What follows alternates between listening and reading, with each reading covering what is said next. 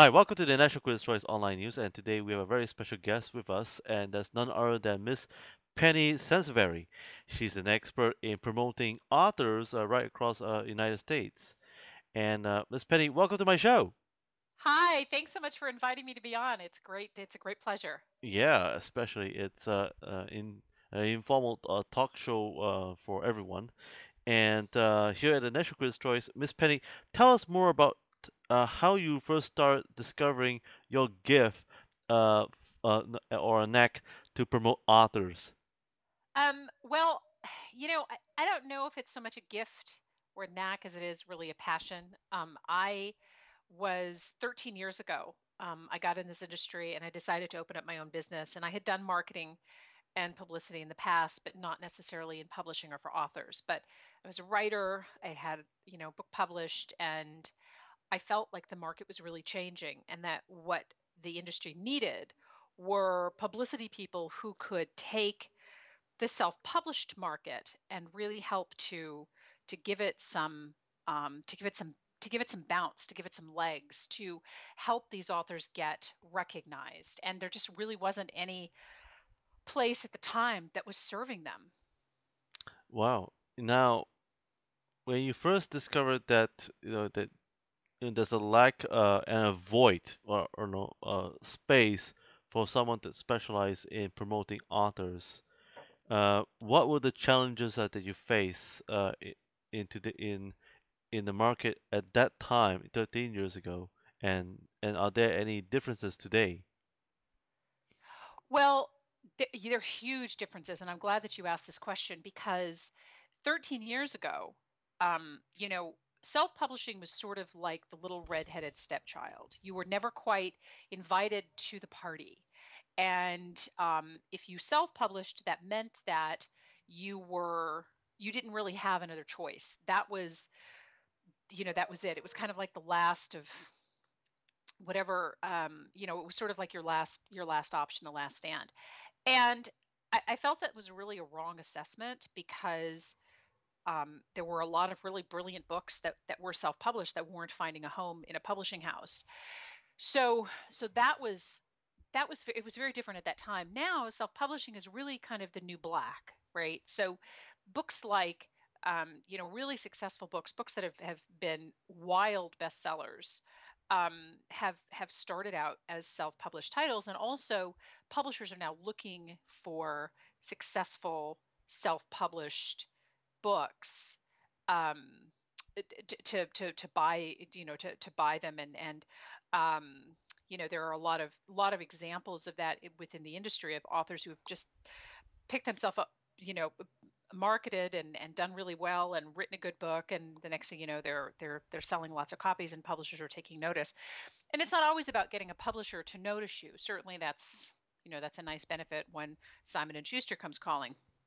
But also, bookstores were much more plentiful, obviously 13 years ago, but there were, bookstores were also not inclined to stock a self-published title.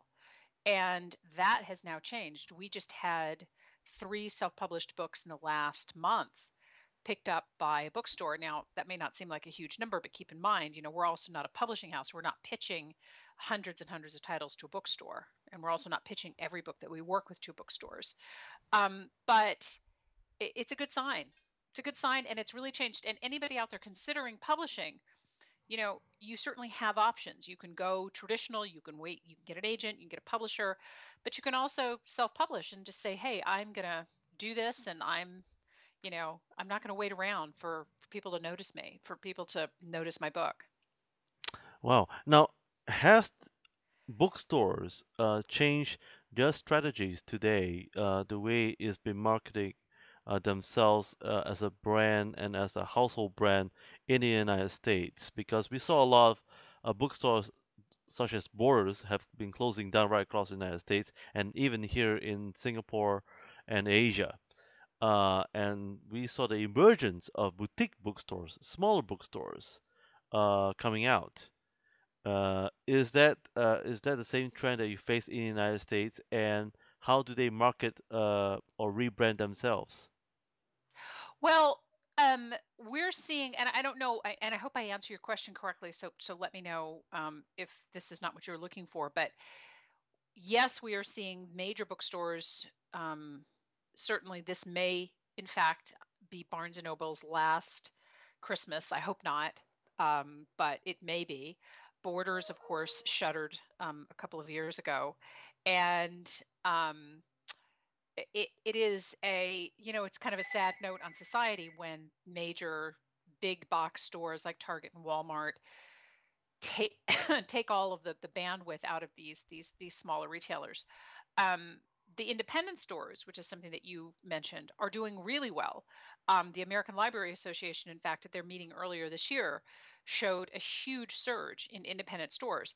So there are general independent bookstores, meaning that they carry fiction and nonfiction, and then there's like mystery bookstores, and one of the most well known, I think, is probably Poison Pen out of Arizona, which is strictly a mystery store. So yeah, and they're doing really well. And that's exciting because we do not want bookstores to go away ever. I just think that would be really sad. I mean, I shop on Amazon, but you know, whenever I can support a bookstore, I'm really a fan of doing that. Now, what is your perspective on Amazon's move to self-publish books that has been sold online by publishers? Because we receive word that that Amazon is publishing uh, books that's been best-selling on their sales. Well, Amazon, so this is twofold. So Amazon is a self-publisher through CreateSpace, Mhm. but Amazon is also a publishing house. So a publishing house like a Random House, like Penguin, like Simon and Schuster. That's where they've positioned themselves. Just this morning, it was announced that the head of their publishing, Larry Kirschbaum, has been let go. What Amazon is doing, in fact, is they're downsizing their publishing house out of New York because they think they've realized that the success for what they're doing is really in the genre fiction titles that they've had such success in. When they first launched, they picked out a couple of very big best-selling authors to work with. Neither of those books did particularly well. Part of the reason that they didn't do well is because the publishing industry, very opposed to Amazon just generally, but also Barnes and Noble said, we're not going to let any of your books into our stores. So that's problematic for Amazon. Despite that people think that all of these books are bought by on Amazon, studies have shown that book awareness, a lot of that comes through bookstores, which is why they're also so important. Amazing. Now, let's come to the important cheese of the story, and that is uh, how can authors, realize that the importance of promoting their books by having book signing appearances, and so on. Does it play a very crucial, uh, you know, key, game-changing key area? Because there are authors who say that, well, I'm sorry, Penny, I'm very shy. I don't want to do book signing. Can my book just sell on its own from the shelf? Um, in most cases, um, books do not just sell. A book is not the field of dreams. Because you built it doesn't mean that people are going to beat a path to your door. So, if what you're asking is if I have bookstore access for my book, is that going to be enough to sell it? The answer to that is no. Um, Even now, there are exceptions to that, right? So, if you're Nora Roberts, if you are Stephen King, if you are a big brand name author, Lee Child, that kind of thing, then yes, people will go into the store and buy your book. But generally speaking, that's not the case for 95% of the authors out there. They are not brands. There are very few actually brand authors when you think about it. So, authors, I was asked actually yesterday, what's the biggest mistake that authors make when Mhm. it comes to their book?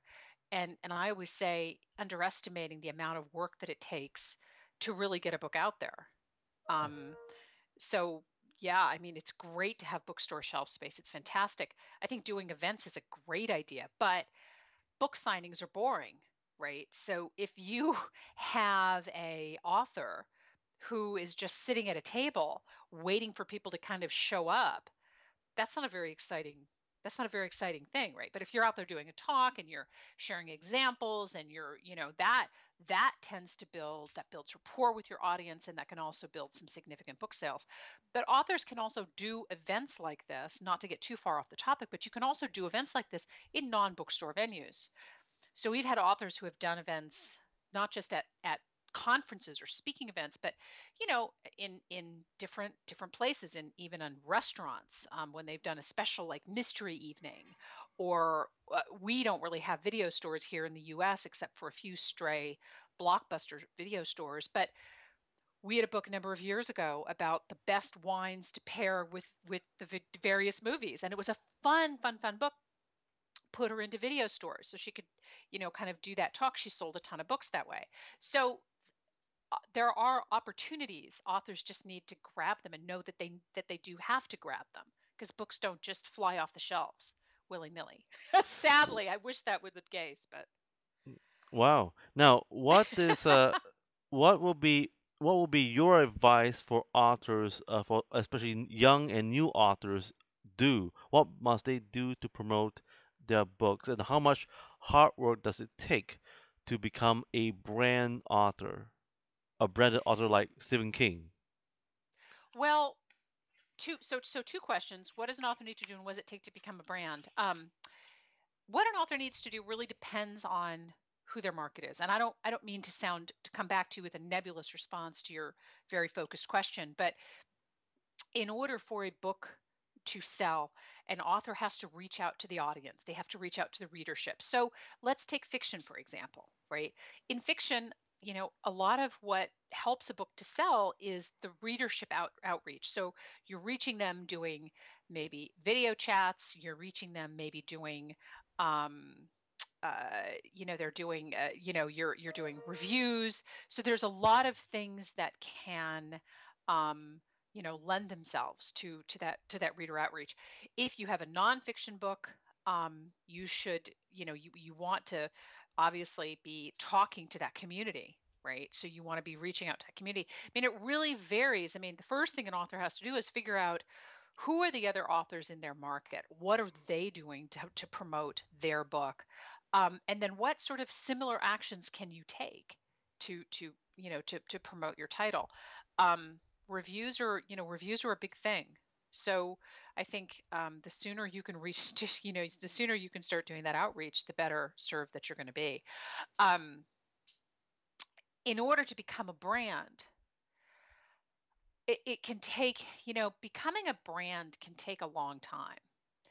um, some people do become a brand overnight. I don't know really if there are, it's harder and harder to become a brand in a very noisy world too. So let's take Hugh Howey as an example.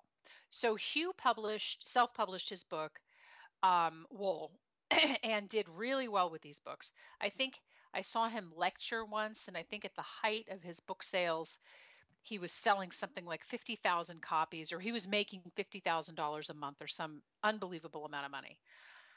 Now, is Hugh considered to be a brand? I would say probably yeah, because he has a big enough following. But he's not the brand like of Stephen King, because he doesn't have all of the years behind him.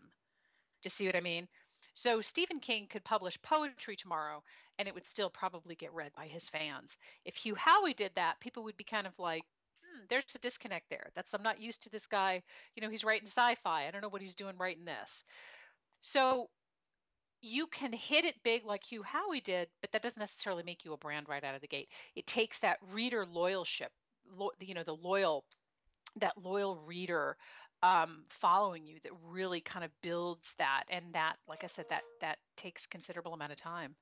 Now, there's another question raised by an author that I came to know uh, from an email, and that is, how many books do I need to write in order for me to reach fame? I love that uh, question because so so so how what's many your books what? do they need to write? Yeah, that's right. I mean, what's your observation? I mean, you have seen authors. Some of them may have write two, maybe three, maybe perhaps even 10, in order for them to gain fame. What's your experience? What's the average? I don't know that there is an average. I mean, I think that some people can gain fame. Um, some people can gain fame right out of the gate. So we look at as an example, 50 Shades of Grey, right? So this book right out of the gate did really well. She got a lot of fame. Whether you liked the book or you hated the book, it's not, she still got the fame, right?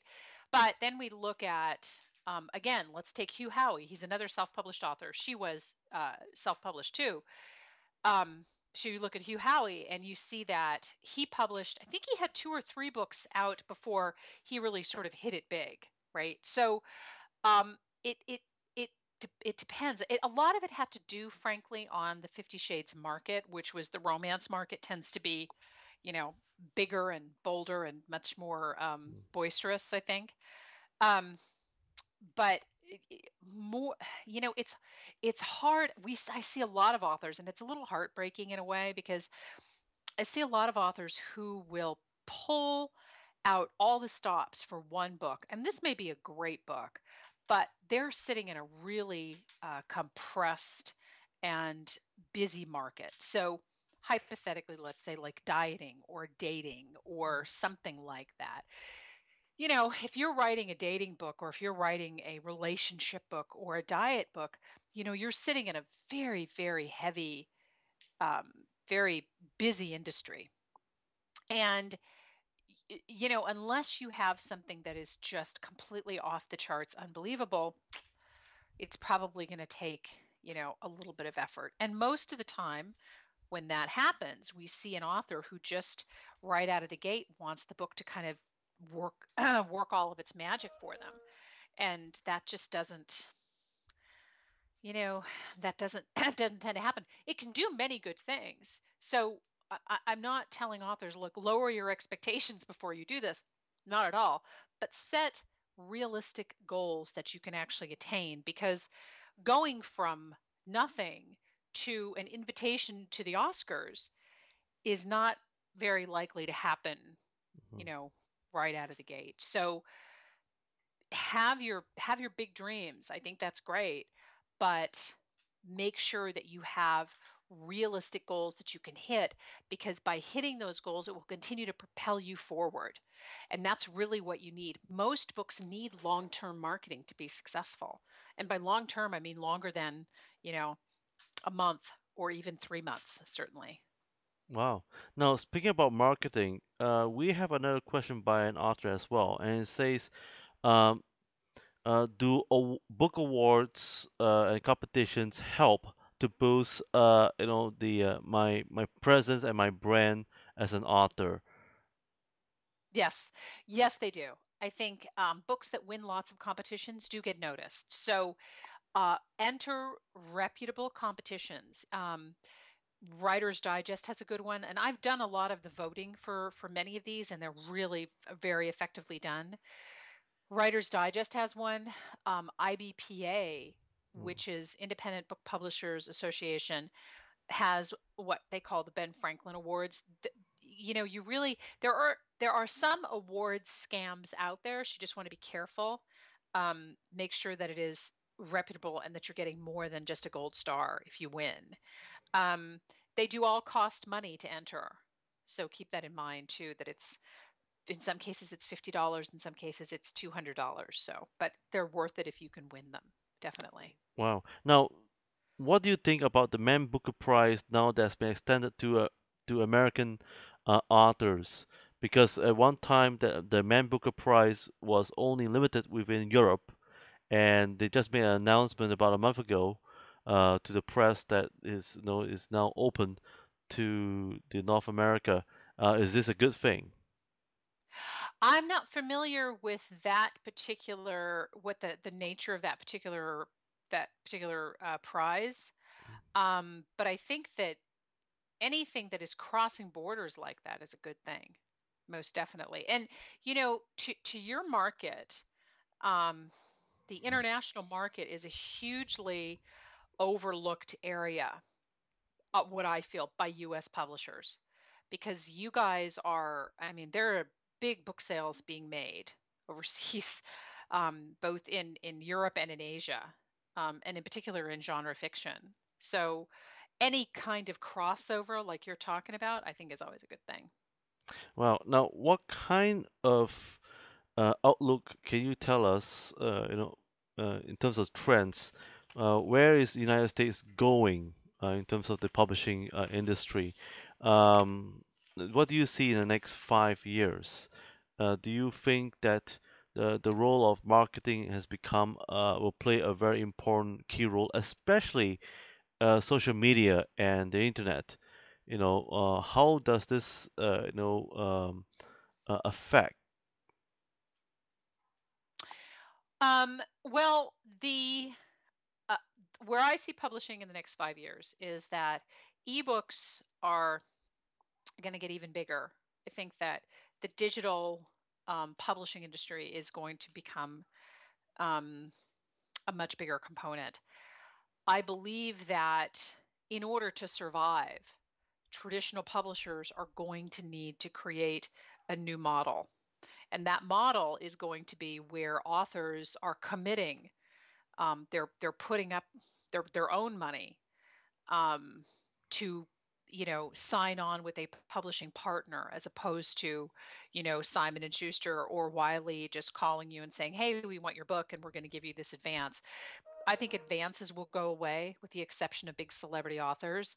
And I think that um, Love Swept right now is doing this. Love Swept, which is an imprint of Penguin, they are sharing royalties 50-50 with the author, and the author has to commit a certain amount of their own money towards the marketing or actions, and it um, it puts them in a more favorable partnership, I think. And I also believe that self-publishing is going to be even bigger than it is now. Um, but publishers, yeah, in order to survive, they're going to have to really make some changes. So let's recap. In other words, authors have to first of all maintain and study their own expectations of where they want to go. And secondly, we also mentioned and realized that uh, authors also need to be unique in their storyline in order for their books to sell. I think because I think there's a lot of observation where people want to buy books because it's unique.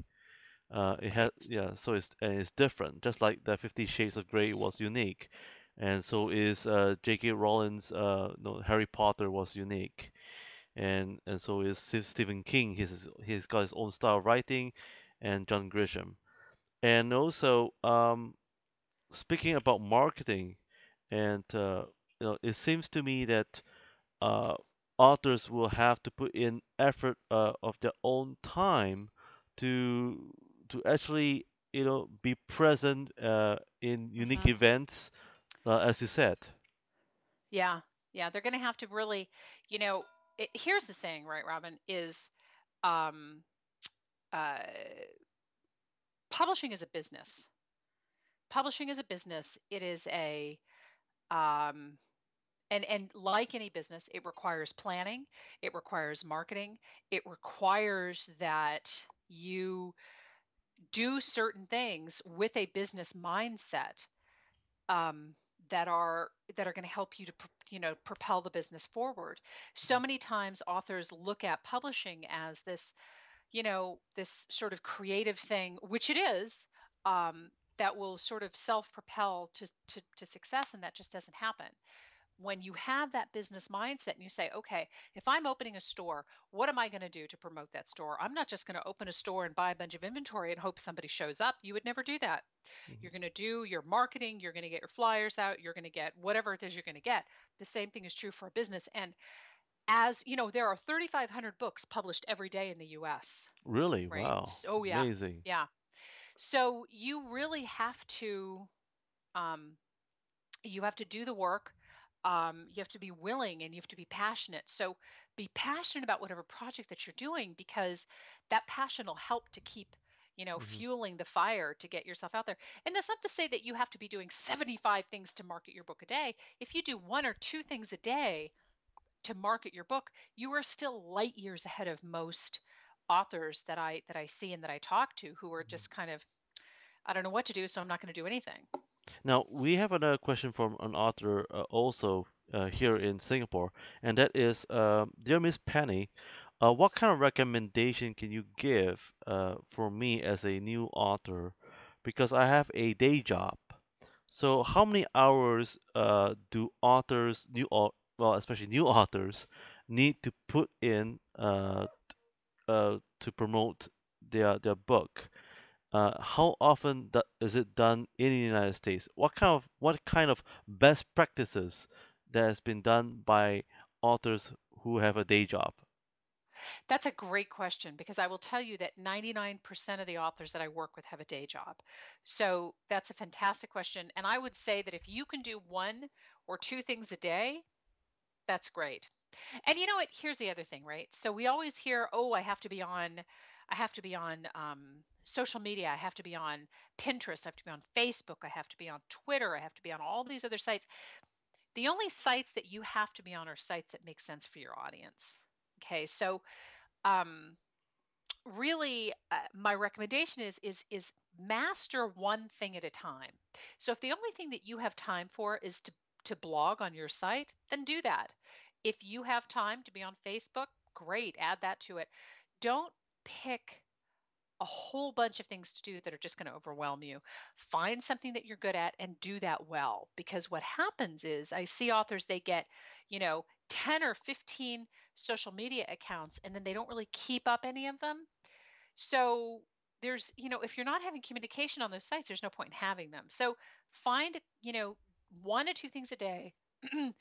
Do something that you have the time for, that you're really good at, and then, keep doing a lot of it. And that's regardless of the industry that you're in. That's probably the best way to proceed. Most people have day jobs. It's not easy. So find that time that you can, that you can promote, and hopefully on a daily basis, if that's workable at all. Wow, a very wise answer. Miss Penny, before we go, we have another question, also Sure. for another author, and that is, dear Miss Penny, I'm a semi known author, you know, I love that. and but I'm still working in my day job, and I'd like to know, how can I be more famous and make enough, so that I don't have to hold a day job. How much work do I, or how much work or how much effort do I need to make in order for me to be sustainable? Is there any recommendation? Well, without knowing the market that this author is in, um, if you're in a fiction market, I want you to think about creating other product that you can sell along with your book if you're in a nonfiction market. So let me give you an example, right? So I have my books, which is my one book, which is called Red Hot Internet Publicity. I have reports, I have audio, I have video, and they can buy those individual components. So you're not just selling just the book, you're also selling the additional pieces too. We have other authors that we do that with as well. So if your goal is to quit your job, don't just focus solely on the book. Focus on what other pieces that you can add to the book that people can buy. Also, speaking.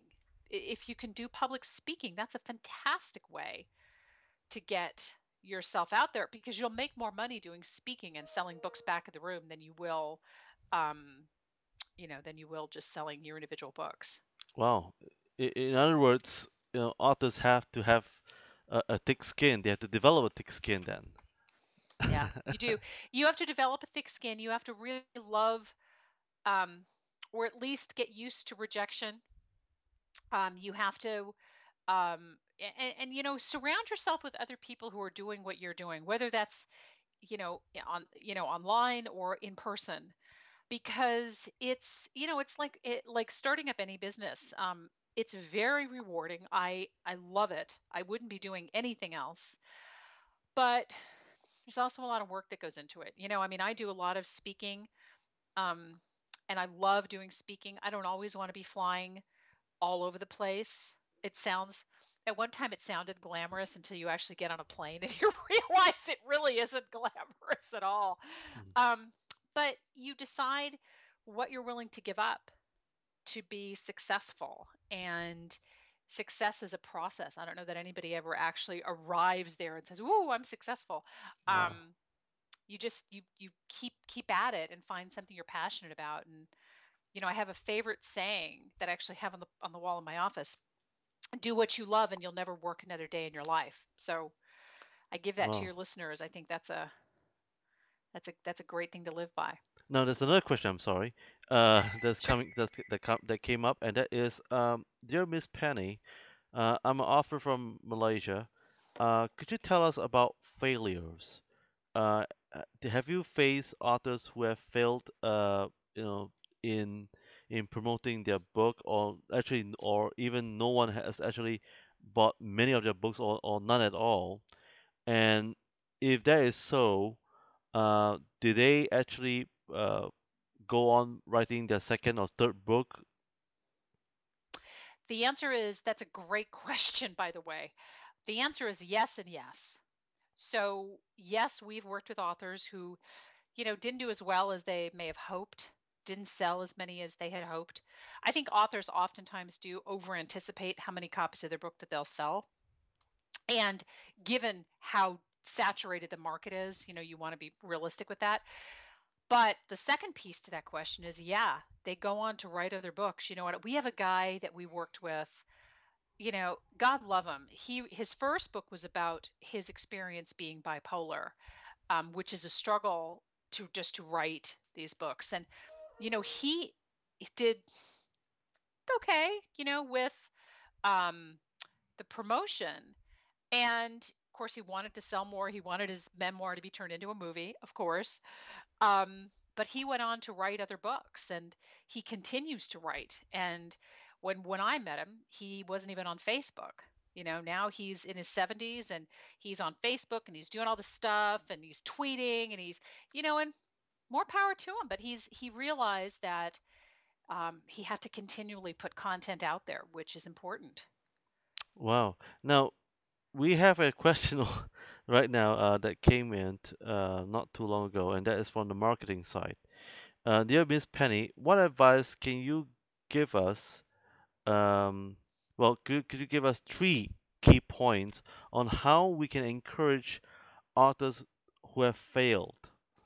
Uh, yes. What do we what are the do and don'ts of what of to say to them? Well, first off, I would say that everybody fails, right? So, um, my first book was horrible. I don't know how else to say it. It was just awful. Um, and we all, and now I like to think that they're, much better. But um, I know it sounds really cliche, but encourage them to keep going, to not give up, and then help them to figure out why they feel that they failed. If in fact their assessment is true and that they did fail, figure out why. It may be that the cover wasn't good enough. It may be that the book needed editing. It may be, there could be a lot of reasons beyond just, oh, I failed. Help them to figure out what exactly went wrong. I think that you want to give them encouragement. You want to keep them, doing this if that's in fact what they want to keep doing. But then help them to discover, because that discovery process isn't always easy for authors. It's not easy to look at your book and go, how could this have been better? Because most of us do put our heart and soul into our books. So I think that, I don't know if that's necessarily 3 points, but the discovery is can be unbelievably helpful to an author who's Wow. struggling to figure things out. So Yeah. could you elaborate on that point on discovery? I mean, if you care. Yeah, yeah, yeah, absolutely. So, So the discovery piece of it is maybe you take them into a bookstore, right? So we've had authors that have come to us after they've had a book out for a while and the book hasn't done quite that well, and maybe we will, maybe we'll walk them into a bookstore and say, okay, let's talk to a bookstore buyer and see what they think about the cover. Maybe you put it out to, maybe you try to find, a few people who can really be objective, not anybody that you know, because people who know you don't want to hurt you. So they don't want to say, "Ooh, God, this book needed editing or whatever." They could help them. Somebody could really help them. There are enough reputable people in this industry who are willing to give assessments, um, but get some really good feedback, because I will tell you that the authors who succeed are the authors who are willing to look at their work and say, okay, how could this have been better? As opposed to just saying, my book is wonderful and that's it. Do you know what I mean? Hmm. Wow. Now, could you tell us also what are the three biggest mistakes that authors make, and also the three biggest mistakes that marketing people make? Um, Authors, I would say, not investing enough time, underestimating um, underestimating the time that it's going to take to market a book, or the actions that are need to be taken. Also, I think not getting a good cover and not having the book edited. That's a big, big, big thing, or not having it edited enough.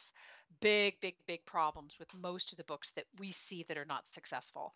Um, as far as marketing, I think that just as a marketing, to all the marketing people out there, we need to make sure that we are giving authors realistic expectations. I've known authors to go on the Today Show and not sell a huge number of books. I mean, you have to be realistic. People aren't just going to see you on television and say, oh, and then, 500,000 books later, you're calling yourself a bestseller. So I think marketing people need to be more realistic um, with their authors, and also um, focus really in on niche marketing. Because if you can, I mean, I think the big, broad, let's put this person on CNN, or put this person on MSNBC, I think those are great. But where we've really seen the difference between success and failure is in niche marketing. And an example of that is, we had a book called Kicking Cancer in the Kitchen, and we pitched that to gift stores in hospitals that had big cancer centers. And we had several of them pick up this book. Now, that's not glamorous, but they are book sales. So those are the things that you really want. The flash is great. I think the flash is fun, but the flash isn't always substantive. So it doesn't always lead to book sale results. Now, there's another question about social media and the internet. What do you see social media marketing and the internet going? Has that played a very important marketing tool for most of the authors today and tomorrow? So what you're asking is social media um, gonna continue to matter Yes. to authors? Yeah, absolutely. It is absolutely going to continue to matter. I think that video is going to be even bigger than it is now. In fact, Hmm. Wow. Now, what will be the one key advice for all new authors and aspiring authors before we go? What will be the one advice you would give to them? um, I would say, you know, get good feedback. Get good feedback from somebody who doesn't know you. Because again, people who know us, neighbors, friends, family, they don't want to hurt our feelings. So um, get really good feedback and be willing to listen to that feedback, because that can help and save you a lot of money. Wow, amazing. So once again, before we really go, could you tell us your website or even a Facebook account for all our viewers who wish to engage your services and get more information on promoting their books you know, from your agency? Sure, absolutely. Our website address is amarketingexpert.com. And I would encourage people, we have a blog, we have a ton of information on the blog. So by all means, uh, go onto the blog and see what, there's a lot of learning tools and things like that, and reach out. We do free consultations for new authors. So I'd love to chat with your folks and also answer any questions because it's a really fun and exciting industry. So And before we thank you really, again. yeah, and before we really end, uh, authors would like to know what is your criteria in marketing their book. Could you list just 3 points? Well, I have to love it. I have to love it. It has to be a good book. In other words, it has to have a solid cover and it has to be edited. It has to be a good book. I mean, there has to be a market for it. So those are the three points. If I don't love it, I can't sell it out there in the media. So I gotta love it, and that's why I look at every book that comes in here, um, and talk to the authors that are ready to go. So, but thank you again for inviting me to be on the show. Yes, and folks, thank you for joining me here at the National Critics' Choice with Penny, and she's great, and she's one of the most experienced marketeers for authors in the world today. And once again, I'm Robin Steinberg. Thank you for joining me. Have a good week ahead.